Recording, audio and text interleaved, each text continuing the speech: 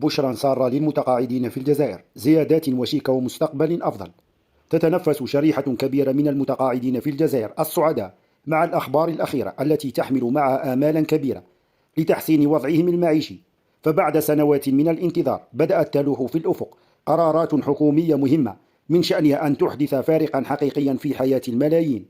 هذه القرارات التي أعلن عنها الرئيس شخصيا لا تقتصر فقط على زيادة عادية، بل هي حزمة متكاملة تهدف إلى تحقيق العدالة الاجتماعية وضمان حياة كريمة لهذه الفئة التي أفنت عمرها في خدمة الوطن. زيادات استثنائية وإعادة تقييم سنوية، تحرك لمكافحة غلاء المعيشة. الخبر الأبرز الذي ينتظره الجميع هو أن المتقاعدين سيستفيدون من زيادات استثنائية ليست مرتبطة بالزيادة السنوية المعتادة.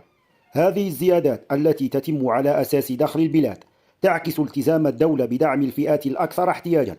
هذه الخطوة تأتي كاستجابة مباشرة للتضخم المستمر وارتفاع أسعار السلع، مما يجعلها أكثر من مجرد زيادة، بل هي محاولة حقيقية للحفاظ على القوة الشرائية للمتقاعدين. وإلى جانب ذلك تم تأكيد مبدأ إعادة تقييم السنوي للمعاشات، مما يضمن أن قيمة المعاش لن تتآكل بمرور الوقت بفعل التضخم. هذا التقييم السنوي الذي سيتم تحديده من قبل مجلس الوزراء يمثل ضمانة قانونية ودستورية لمستقبل المعاشات التقاعدية. رفع الحد الأدنى للمعاشات وإلغاء الضرائب نحو عدالة اجتماعية أوسع.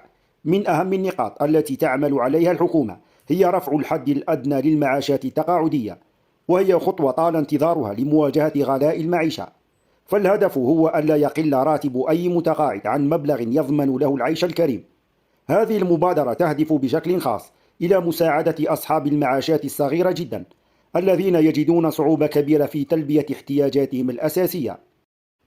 كما أن هنالك أخبار سارة بخصوص الضرائب، حيث تم إلغاؤها بالفعل على المعاشات التي تقل عن 30,000 دينار جزائري. وهنالك دراسة لرفع هذا السقف ليشمل معاشات أكبر مع تخفيضات ضريبية إضافية. فمن غير المنطقي أن يتم فرض ضرائب على دخل بالكاد يكفي لسد الرمق. وهذا التحرك يؤكد على التوجه الجديد للدولة الجزائرية نحو تخفيف العبء المالي عن كاهل المتقاعدين. التنفيذ التدريجي لتجنب التضخم منهجية مدروسة. ربما يكون السؤال الأهم الذي يطرحه المتقاعدون هو متى ستتحقق هذه الوعود. أوضح الرئيس أن هذه الزيادات ستكون تدريجية لتفادي أي آثار سلبية على الاقتصاد مثل التضخم. هذه المنهجية المدروسة تهدف إلى ضمان أن الفائدة من الزيادة لن تفقد بسبب ارتفاع الأسعار، رغم أن بعض القرارات قد تتأخر قليلا حتى سبتمبر، إلى أنه تم التأكيد على أنها ستكون بأثر الرجعي، مما يضمن عدم ضياع أي حق مالي للمتقاعدين.